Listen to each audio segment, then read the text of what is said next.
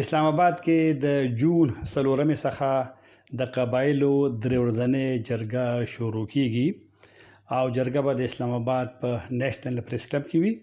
اسلام آباد کې دا وخت جنوبي وزیرستان څخه د جرګې غړي راغلي دي او دغه جرګې چې کوم تنظیمونکي دي جاوید محسود شوبخیل هغه موږ سره ناست دی. د هغې نه د جرګې په اړه باندې هغې سره خبرې کوو. ډېره مننه چې وخت م راکړ.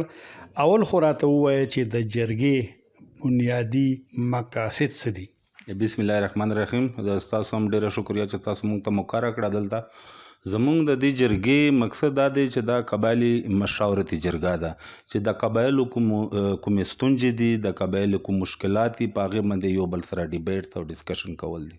نو تاسو د دغه مسلو لپاره اسلام آباد ولې انتخاب کړ؟ اسلام آباد مو په دې انتخاب کې چې زمونږ د دې د دهشتګردۍ د جنگ تقریبا دا 20-22 سال وشو او تر اوسه راسه یو خو جنگ هغه خو د دهشتګردۍ خلاف جنگ و، مونږ هغې کې خبره هم نشو کولی. خو اوس د جنگ چې کوم بقیاجات دي، دا اوس چې مونږ راغلي یو، مونږ د جنگ د بقیاجاتو خبره کوو چې یاره چلو هغه جنگ خو چې وا خو تیر شو، خو د بقیاجاتو خیال خو به ساتو. نو بقایاجات خو اکثر حکومت وایي چې موږ ډېر ورکړي دي چې قبایلو ته، نو واله اوس هم پاتې نه دي ورکړی شوی؟ دغه خو د حکومت خپلې خبرې دي. نو خو مونږ خو د کلي خلک یو، مونږ خو د موقع خلک یو، مونږ خو د ګراوند خلک یو، مونږ خو په خپله د دې خبرې مدعیان یو چې هلته پراته یو. نو که مونږ ته چا څه راکړي وي نو تا مخکې ناست یم، دلته د ما سره کینی په دې سټوډیو کې ودې وایي ما مخکې چې موږ ما ته یې څه راکړي دي. بل دا راته ووایه چې د جرګې غړي چې کوم اسلام آباد کې موجود دي، تاسو هم په هغې کې یې، نو په دې کې د وزیرو او د محسودو خلک دي. نو آیا چې کله جرګه شروع کیږي د جون په 4مه، نو په هغې کې به د نور قبایلي علاقو خلک هم وي؟ په دې نه اول هم مونږ د 5مې میاشتې په 4 او 5 شپږم تاریخ په پېښور کې جرګه کړې وه. هغې کې مونږ ټول قبایل راغوښتي وو، هغې کې ټول وو. نو هلته کې هم مونږ دا میسج ورکړی دی چې هلته به جرګه کیږي. نو په دې کې به ټول راځي، ټول قبایل به یې پکې. او تاسو اسلام آباد ته راغلي، تاسو ځینې غونډې هم کړي دي، چا سره هم لیدلي دي او هغوی ته هم څه ویلي دي؟ د هغې درته بیا جواب څه و؟ زمونږ چې راغلي یو، زمونږ جرګه ده، د جرګې مطلب دا چې لکه یو سړي ته خواست کوي چې راشه کېنه زما د مسلې په خوږه ته وواره او مونږ ته د مسلې حل کړه. نو دې دپاره مونږ د خلکو سره په دې ملاویږو چې لکه مونږ ټول خلک په دې خبره وو.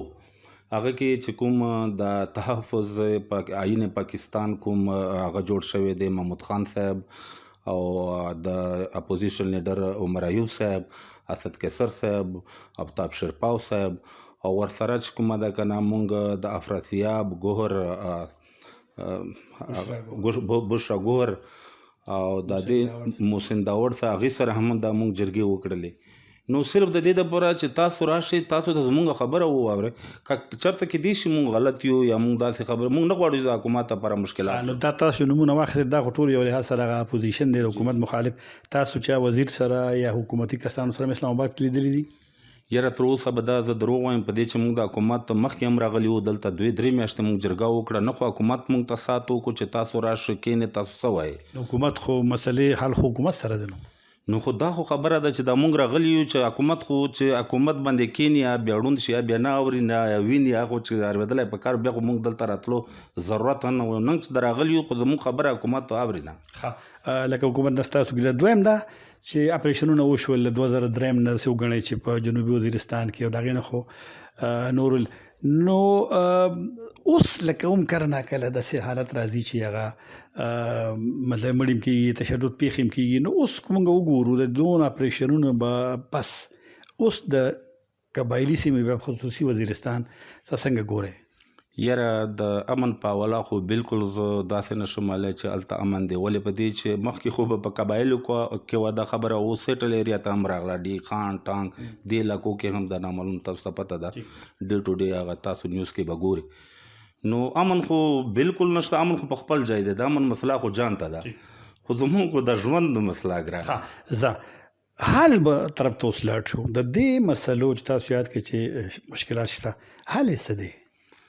حال خو یو امن دی اجان ته وضاحت لري یو د خلکو ستونزې دي موږ دا وایو چې کم از کم که هلته کې جنگ دی یا مشکلات دي یا ایکس وای زیډ څه هم دي کم از کم د خلکو مشکلات حل کول پکار دي خلکو ته چې سہولت ورکړي د خلکو ستونزې مشکلات حل کړي نو داسې شمېر کړه چې 50% سلوشن خو د مسلې دا دی چې د خلکو بلایج کړي او 50% چې کوم دی د امن سره د لا اینډ اورډر سره چې کوم لا انفورسمنٹ ایجنسیز دي هغوی په ذمه دي نو موږ دا وایو چې کم از کم کا په دې کې د خلکو مشکلات خلکو په دې جنگ کې مطلب د چوک خراب شوي دي مړه شوي دي یا د چا نقصانات شوي دي دوی ته د خپل شیان ورکي نو د دې مطلب دا چې 50% دا هم د امن یوه لاره ده اخیری پوښتنه آیا د مسلو حل تاسو خبره بار بار وکړه د مسلو په دې حل کې د قبایلي مشرانو څخه څوک پوښتنه کوي د هغې رول غواړي هغې پکې یعنی شاملي که نه دا بس نور لکه ادارې کوي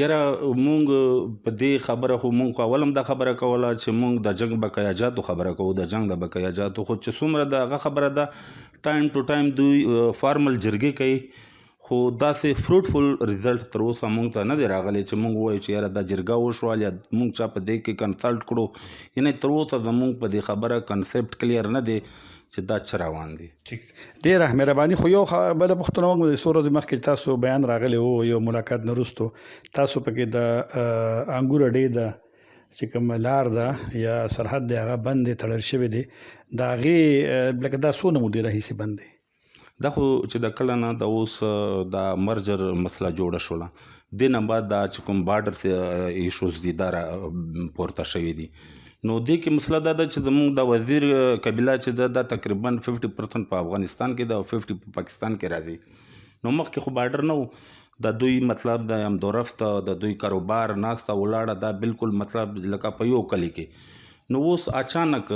دا یو شی راغی منځ ته په منځ کې کرښه تیره شوله اوس دې کې دومره مسلې دي چې زوی هلته پاتې دی پلار یې دلته دی لور یې هلته دی مور یې دلته دکان هلته کور دلته جومات هلته کور دلته نو هغې کاروبار یعنی په هر لحاظه خلک بیا ډېر په مشکلات کې دي ډیره مننه